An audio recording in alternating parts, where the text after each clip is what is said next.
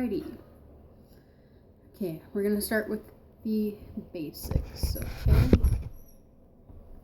In A. It's on my D string, my G string, and my B string, 2nd fret. It's best to use the last 3 fingers instead of the first, just because it's easier to get to your B afterwards. So if you actually have to go from your A to your B, it's quicker instead of actually having to switch. It just makes sense. Okay, that is your A. Your D, your middle finger on your E string, your ring finger, I guess that would be your B string, okay, and your index finger on your G string, sprouting over the 2nd and 3rd fret. This way you can always go.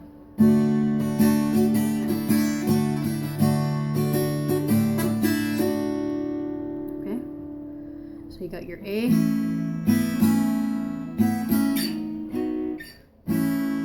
to your D.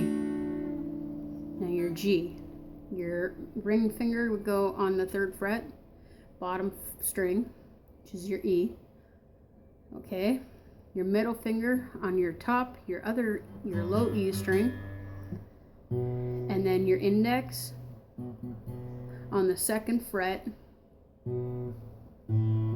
A string, and it makes a G. Or you can always put your fingers.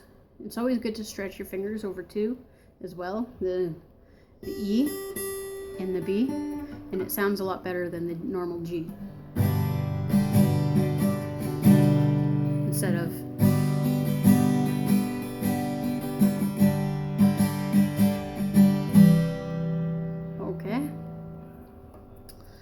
okay, now your C. Your index finger goes on your B string. Your middle finger goes on to your D string. And your ring finger goes on your A string. Like this. See it? That's why stretching your finger exercises helps. I stretched them with tunies because I got a small hand. You don't play the top E string, okay? So it's just, instead of adding that E, you take that E out and you go down. Okay? Okay, I gave you a D, an A, a G, and a C. Oh yeah, here's your A minor. You put your index finger on the 1st fret on your B string. And you take your middle finger and you put it on your D string 2nd fret, and you put your ring finger on your G string 2nd fret, and you get an A minor.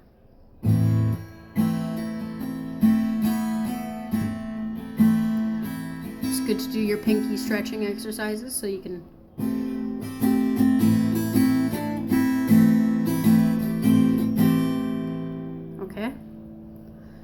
Okay, B minor. You gotta bar your fingers like this. Your fingers, see, it's barred. Okay, you got your your full finger over all 6 strings on the 2nd fret. Then you put your middle finger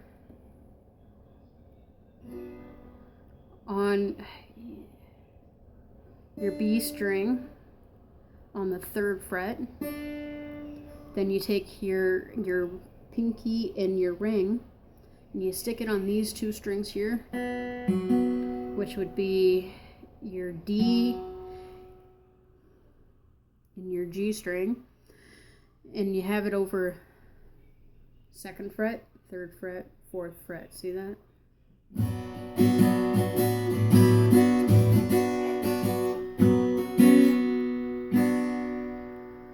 These are basically what most songs are made of today. Actually, if you want good country, you'll see a lot of these chords in it. So like House of the Rising Sun and all that, you will actually see these chords being used because they did basically the basics.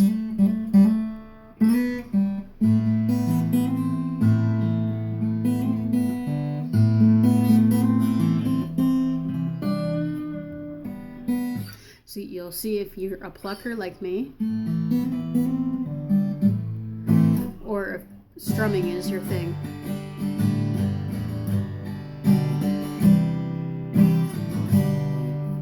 Or if you're like me, you like to use both.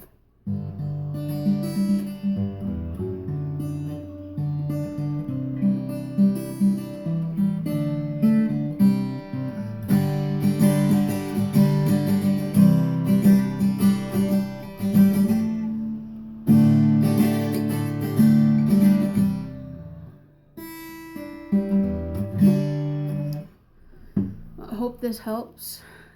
Use it whenever you want. Just keep practicing. Okay, when you stretch your hands for this, what you got to do is either take your hands. Okay, see, mine are very tiny, but they do the job. I either elastic my hands and have them stretch like this, or like this, or like this. The best thing to use is like toonies or loonies in between your fingers so they stretch individually as far as they can. And it makes doing barring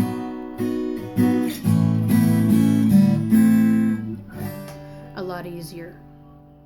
Like, here.